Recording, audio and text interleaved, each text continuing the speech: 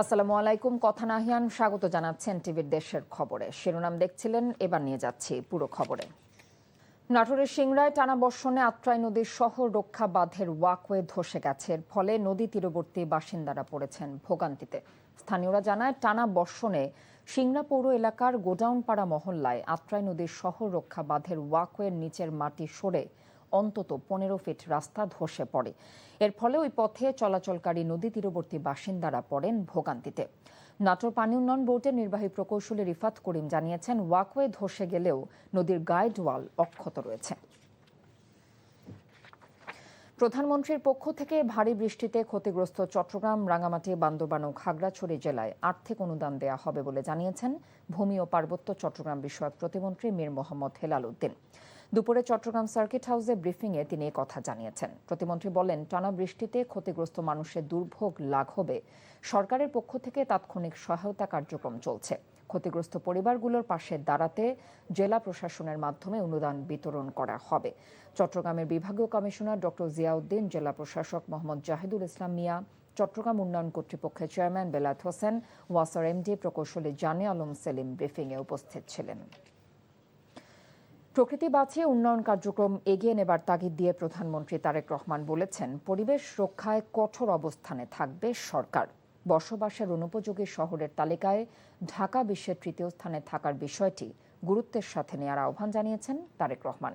চিনমৈত্রী সম্মেলন কেন্দ্রে বছরের বৃক্ষরোপণ অভিযান এবং মেলা উদ্বোধন করে তিনি এসব কথা বলেন। হাসান মাহমুদের রিপোর্ট। জলবায়ু পরিবর্তনের বিরূপ প্রভাব মোকাবেলার লড়াইয়ে বিশ্ব যখন লড়ছে, তেমন বাস্তবতায় জাতীয় বৃক্ষরোপণ অভিযান ও বৃক্ষমেলার উদ্বোধন করে প্রধানমন্ত্রী তারেক রহমান বললেন, আগামীর জন্য বৃক্ষরোপণ হচ্ছে বিনিয়োগ। ঘূর্ণিঝড়, বন্যা, খরা, তাপপ্রবাহ কিংবা দাবদাহ, নদী ভাঙন, লবণাক্ততা আমাদের কৃষি, স্বাস্থ্য, অর্থনীতি, সর্বোপরি জনজীবনকে প্রতিদিন চ্যালেঞ্জের মুখে আমাদেরকে ফেলে দিচ্ছে। এই বাস্তবতায় বর্তমান সরকার পরিবেশকে কোনো আলাদা খাত হিসাবে নয়, বরং জাতীয় উন্নয়নের অন্যতম ভিত্তি হিসেবে বিবেচনা করছি। আমরা পৃথিবীর বসবাস অযোগ্য তৃতীয় শহর হিসেবে ঢাকার অবস্থান শীর্ষক প্রতিবেদনের প্রসঙ্গ টেনে প্রধানমন্ত্রী বলেন, বিষয়টি গুরুত্বের সাথে নিতে হবে সবাইকে। বিশ্বে বসবাসের অযোগ্য শহরের তালিকায় তৃতীয় স্থানে বাংলাদেশের রাজধানী ঢাকা। আজকে আমরা এখানে পরিবেশ নিয়ে কথা বলতে এসেছি। আমার মনে হয় এই বিষয়টি নিয়ে আমাদের সকলের সিরিয়াসলি না, ভেরি ভেরি সিরিয়াসলি বোধহয় চিন্তা করার সময় চলে এসেছে। পাহাড় কাটা ও বন্য প্রাণী নিধন রোধ, নদী রক্ষা সহ পরিবেশ রক্ষায় সরকার নানা পদক্ষেপ নিচ্ছে জানিয়ে প্রধানমন্ত্রী বলেন, প্রকৃতির সাথে সম্পর্ক রেখে এগিয়ে নিতে হবে উন্নয়নকে। সকল জীব এবং মাটি, পানি, বায়ু, জড় পরিবেশ সবকিছু যাতে স্বাভাবিকভাবে মিলেমিশে থাকতে পারে, বনায়নের মাধ্যমে, ফরেস্টেশনের মাধ্যমে এরকম একটা ইকোসিস্টেম বজায় এবং বহাল রাখায় আমরা চেষ্টা করছি। এদিন বৃক্ষরোপণ জাতীয় পুরস্কার ও পরিবেশ পদক 2025 প্রদান এবং সামাজিক বনায়নের অংশীজনদের লভ্যাংশের চেক বিতরণ করেন প্রধানমন্ত্রী। সরকারি এই অনুষ্ঠানের কোনো পোস্টার, ব্যানার কিংবা কোথাও প্রধানমন্ত্রীর ছবি রাখা হয়নি। পরে চিনমৈত্রী সম্মেলন কেন্দ্রের পাশে গাছের চারা রোপণ করে বৃক্ষমেলার স্টল ঘুরে দেখেন তারেক রহমান। Hasan Mahmud, NTV news, Dhaka. বহুল আলোচিত নির্দলীয় তত্ত্বাবধায়ক সরকার ব্যবস্থা বিলোপ সহ 54টি বিষয় পরিবর্তন করে আনা সংবিধানের 15 সংশোধনীর আংশিক বাতিল করে হাইকোর্টের দেয়া রায় বহাল রেখেছে আপিল বিভাগ। আজ প্রধান বিচারপতির নেতৃত্বাধীন 4 সদস্যের আপিল বেঞ্চ হাইকোর্টের রায়ের বিরুদ্ধে করা আপিল খারিজ করে দেন। ফলে তত্ত্বাবধায়ক সরকার ব্যবস্থা ও গণভোটের বিধান পুনর্বহাল হল। রিপোর্টে আরও জানাচ্ছেন হাসান জাবেদ। তৎকালীন আওয়ামী লীগ সরকার 2011 সালের 30 জুন তত্ত্বাবধায়ক সরকার ব্যবস্থা বাতিল করে সংবিধানের 15 সংশোধনী আনে। জুলাই অভ্যুত্থানের পর সেই সংশোধনী চ্যালেঞ্জ করে সুজন সম্পাদক সহ কয়েকজন ব্যক্তি হাইকোর্টে রিট করলে 15 সংশোধনীর 6টি বিধানকে অবৈধ ঘোষণা করে রায় দেয় হাইকোর্ট। পরে 15 সংশোধনী পুরোপুরি বাতিল চেয়ে সেই রায়ের বিরুদ্ধে আপিল করা হয়। বৃহস্পতিবার হাইকোর্টের রায় বহাল রেখে তা খারিজ করে দেয় আপিল বিভাগ। আমাদের সংবিধানের নির্দলীয় তত্ত্বাবধায়ক সরকার ব্যবস্থা বাতিল করে সংবিধান বাতিল করে নির্দলীয় তত্ত্বাবস্থা ফিরিয়ে আনা, গণভোটের অধিকার ফিরিয়ে আনা এবং সংবিধান এবং সুপ্রিম কোর্টের হাইকোর্ট বিভাগের যে সাংবিধানিক দায়িত্ব সেটাকে খর্ব করার যে অপচেষ্টা সেগুলোকে বাতিল কিংবা পুনঃপ্রবর্তন ফিরিয়ে আনার মাধ্যমে হাইকোর্টের রায় প্রকাশ করেন। রায়ে কিছুটা সন্তোষ প্রকাশ করলেও পুরো রায় পাওয়ার পর রিভিউর বিষয়ে সিদ্ধান্ত নেওয়ার কথা জানান বদিউল আলম মজুমদার। বহু চড়াই উতরাই পার করে আমরা আজকের এই ঐতিহাসিক দিনে আমরা উপনীত হয়েছি। আমরা পুরোপুরি যেগুলো চেয়েছিলাম পুরোপুরি সেগুলো না পেলেও অনেকগুলো গুরুত্বপূর্ণ বিষয়ে যে রায় হাইকোর্ট দিয়েছে সেটা বহাল রেখেছে, সেটা ইতিবাচক। তবে রায়কে ইতিবাচক মনে করছেন জামাতের আইনজীবী শিশির মনির। এই রায়ের ফলে সংসদের দায়িত্ব আরও বেড়ে গেল বলে মনে করেন তিনি। আপিল ডিসমিস হওয়ার মানে হলো হাইকোর্ট ডিভিশনের জাজমেন্টটা বহাল আছে। হাইকোর্ট ডিভিশনের জাজমেন্টের পূর্ণাঙ্গ কপি আমাদের কাছে আছে। সুতরাং আইন মন্ত্রণালয় বলেই আর সংসদের সামনে নতুন করে আপিলের ডিভিশনের জাজমেন্ট থেকে দেখার কিছু থাকবে না। ডিসমিসড না হয়ে যদি অবজারভেশন হতো, ডিসপোজড অফ হতো, তাহলে অপেক্ষা করতে হতো। এইখানে অপেক্ষা করার কোনো দরকার আছে বলে আমি ব্যক্তিগতভাবে মনে করি। আপিল বিভাগের রায়ের ফলে সংবিধানের মৌলিক ভিত্তি নির্দলীয় তত্ত্বাবধায়ক সরকার ব্যবস্থা ফিরে এলো, একই সাথে গণভোটের বিধানও পুনর্বহাল হলো। Hasan Jabed, NTV news, Dhaka. গণভোট ও তত্ত্বাবধায়ক সরকারের বিধান ফেরায় ভবিষ্যতে আর ফ্যাসিবাদ চিরস্থায়ী হতে পারবে না বলে অভিমত দিয়েছেন আইনমন্ত্রী মোহাম্মদ আসাদুজ্জামান। সচিবালয় ব্রিফিংয়ে একথা বলেন তিনি। গণতন্ত্রের কবর রচনা করা হয়েছিল, যে সংশোধনীগুলোর মাধ্যমে বাংলাদেশে ফ্যাসিস্টের চিরস্থায়ী বন্দোবস্ত দেওয়ার জন্য প্রক্রিয়া আনা হয়েছিল, যেগুলো নিয়ে আমরা বলেছিলাম এটা ultra virus to the constitution. তো অ্যাপেলেট ডিভিশন ওই একই কথা বলে দিয়েছেন, যেটা পার্লামেন্ট সিদ্ধান্ত নেবেন, আর হাইকোর্ট যেগুলো আপনার অবৈধ ডিক্লেয়ার করছে সেগুলো বহাল রেখেছে। সুতরাং হাইকোর্টের রায় বহাল আছে, আর বাকি যেগুলো আছে সেগুলো আমরা সংবিধান সংশোধনীর মাধ্যমে যা যা পদক্ষেপ নেওয়া দরকার আমরা পার্লামেন্টের সামনে প্লেস করব এবং সেই অনুসারে করব।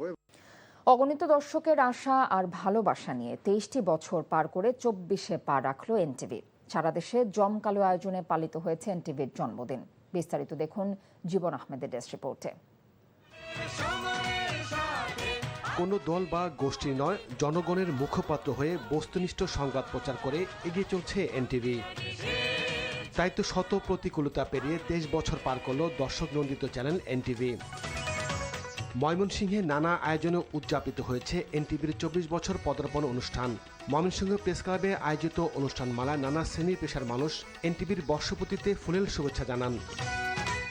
সিটি কর্পোরেশনের প্রশাসক রুকনুজ্জামান রুকন, পুলিশ সুপার মোহাম্মদ কামরুল হাসান, অতিরিক্ত জেলা ম্যাজিস্ট্রেট আসাদুজ্জামান অনুষ্ঠানে উপস্থিত ছিলেন।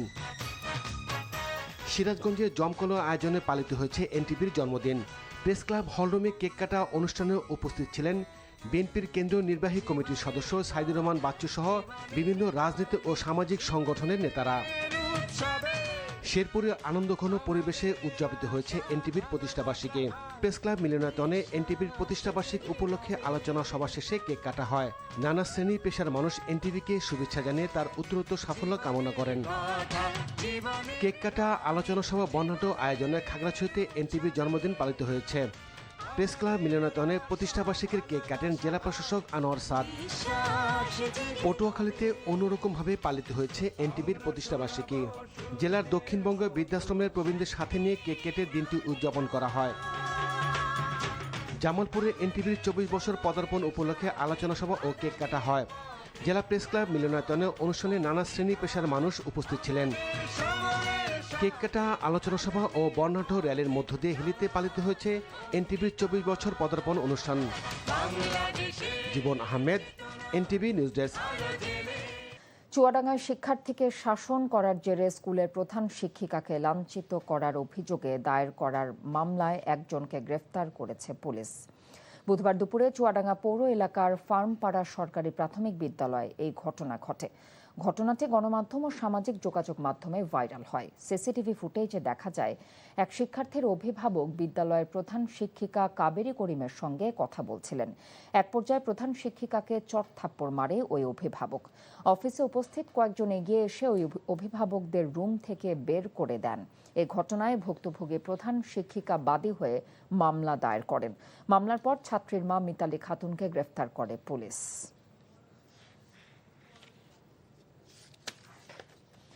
সীমান্তে পাহারা জোরদার করা হলে মাদক অনুপ্রবেশ নিয়ন্ত্রণ করা সম্ভব বলে মন্তব্য করেছেন বিএনপি স্থায়ী কমিটির সদস্য গয়েশ্বর চন্দ্র রায়। সকালে দক্ষিণ কেরানীগঞ্জের ইকুরিয়া এলাকায় মাদক, জুয়া, সন্ত্রাস, চাঁদাবাজি, শিশু ও নারী নির্যাতন রোধ এবং আইন শৃঙ্খলা নিয়ন্ত্রণে আয়োজিত মত বিনিময় সভায় তিনি একথা বলেন। প্রশাসন ও সাধারণ জনগণ মিলে মাদকের বিরুদ্ধে ঐক্যবদ্ধভাবে কাজ করার আহ্বান জানিয়েছেন তিনি। অনুষ্ঠানে বিভিন্ন সামাজিক, রাজনৈতিক ও সাংস্কৃতিক সংগঠনের নেতারা সহ এলাকাবাসীরাও উপস্থিত ছিলেন। বাংলাদেশের পোশাক ও টেক্সটাইল খাতের আধুনিকীকরণ ও উৎপাদন সক্ষমতা বাড়াতে পাশে থাকার আগ্রহ প্রকাশ করেছেন ঢাকায় নিযুক্ত ইতালির রাষ্ট্রদূত অ্যান্তোনিও অ্যালেসান্দ্রো। সকালে চট্টগ্রাম ওয়ার্ল্ড ট্রেড সেন্টারে বৈঠক হয় ইতালিয়ান ট্রেড এজেন্সি ও টেক্সটাইল যন্ত্রপাতি প্রস্তুতকারক প্রতিনিধি ও বাংলাদেশি ব্যবসায়ীদের। চেম্বার সভাপতি আমিরুল হকের সভাপতিত্বে বৈঠকে আরও উপস্থিত ছিলেন ইতালির অনারারি কনসাল মির্জা সালমান ইস্পাহানি। বৈঠকে ইতালির রাষ্ট্রদূত জানিয়েছেন, বাংলাদেশ থেকে ইতালিতে $1.5 বিলিয়ন বেশি পণ্য রপ্তানি হলেও আমদানি পরিমাণ 1/3। টেক্সটাইল খাতে অত্যাধুনিক যন্ত্রপাতি দিয়ে এই বাণিজ্য ঘাটতি কমানো যেতে পারে বলে মনে করেন রাষ্ট্রদূত। বেতন ভাতার দাবিতে বগুড়ায় বাংলাদেশ প্রাণী সম্পদ অধিদপ্তরের এআই টেকনিশিয়ানরা মানববন্ধন করেছে। সকালে শহরের নিশিন্দারা জেলা কৃত্রিম প্রজনন কেন্দ্রের সামনে এই মানববন্ধন অনুষ্ঠিত হয়। বক্তারা বলেন, দীর্ঘদিন বিনা বেতনে কাজ করে যাচ্ছেন, এতে পরিবার পরিজন নিয়ে মানবেতর জীবনযাপন করতে হচ্ছে তাদের। দাবি বাস্তবায়ন না হওয়া পর্যন্ত অনির্দিষ্টকালের কর্মবিরতির ঘোষণা দেয়া হয়েছে। কুমিল্লার গোমতী নদীর দুপারে অবৈধ স্থাপনা উচ্ছেদ অভিযান শুরু করেছে পানি উন্নয়ন বোর্ড। সকালে কুমিল্লা আদর্শ সদর উপজেলার ঝাঁকুনিপাড়া এলাকা থেকে অভিযান শুরু হয়। অভিযান চলাকালে 60টির বেশি স্থাপনা উচ্ছেদ করা হয়। অভিযানে নেতৃত্ব দিয়েছেন সদর উপজেলার সহকারী কমিশনার মাসিয়াত আক্তার এবং কুমিল্লা পানি উন্নয়ন বোর্ডের উপবিভাগীয় প্রকৌশলী মোহাম্মদ আশরাফুজ্জামান খান। পানি উন্নয়ন বোর্ডের প্রস্তুত করা তালিকা অনুযায়ী মোট 149টি অবৈধ স্থাপনা উচ্ছেদের পরিকল্পনা রয়েছে।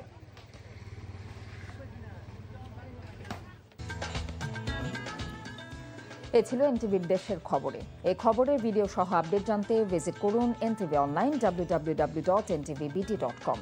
এছাড়াও এনটিভির জনপ্রিয় সব অনুষ্ঠান ও খবরের আপডেট জানতে ভিজিট করুন আমাদের ইউটিউব ও ভেরিফাইড ফেসবুক পেজ। 6টা ইভিনিং নিউজ দেখার আমন্ত্রণ রইল। এতক্ষণ সাথে থাকার জন্য ধন্যবাদ সবাইকে।